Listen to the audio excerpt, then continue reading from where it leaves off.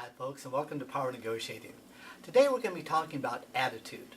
And you're going to say, Reed, what type of attitude should I have when I'm going out and talking to someone? They're the ones that are in control, aren't they? No, not quite. Let me ask you a question. How many houses are for sale in your area? A whole bunch of them. How many buyers are there? Not quite as many. And so we have the old supply and demand equation that's working there. And when we have more people that want to sell than buyers that are trying to buy, guess what?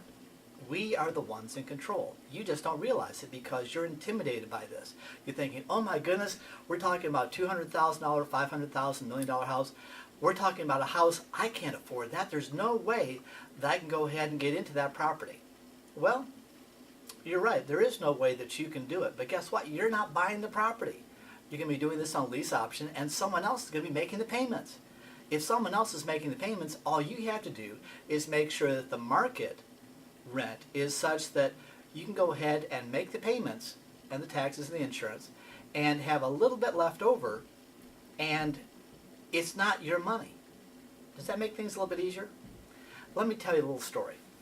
This one time we were doing hands-on real estate investments, and this was a real estate training that we were doing, and it was intensive real estate training.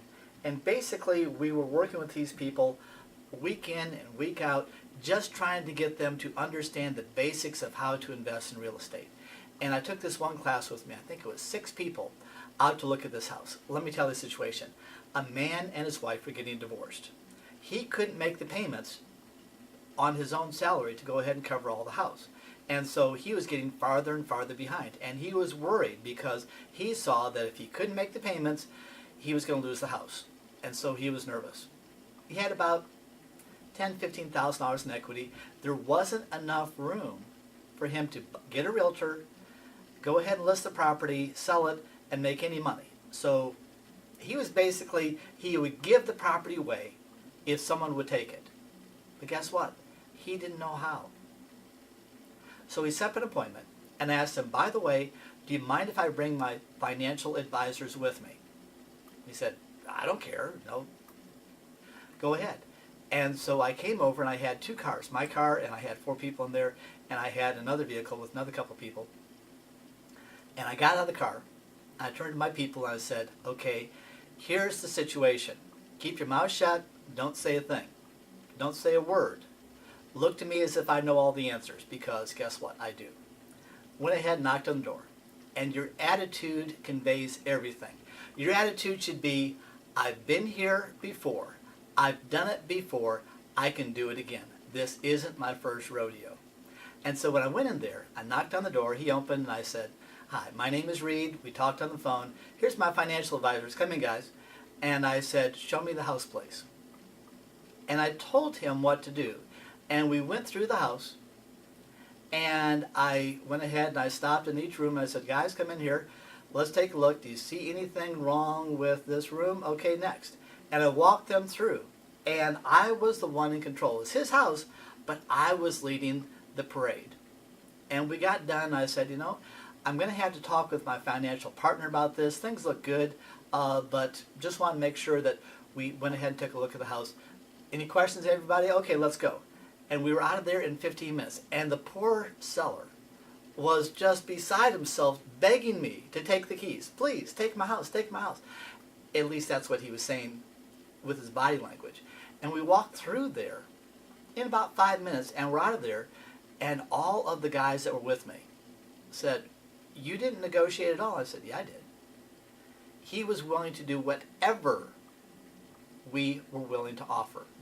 I found out a situation before. I just wanted to make sure the house was worth our time.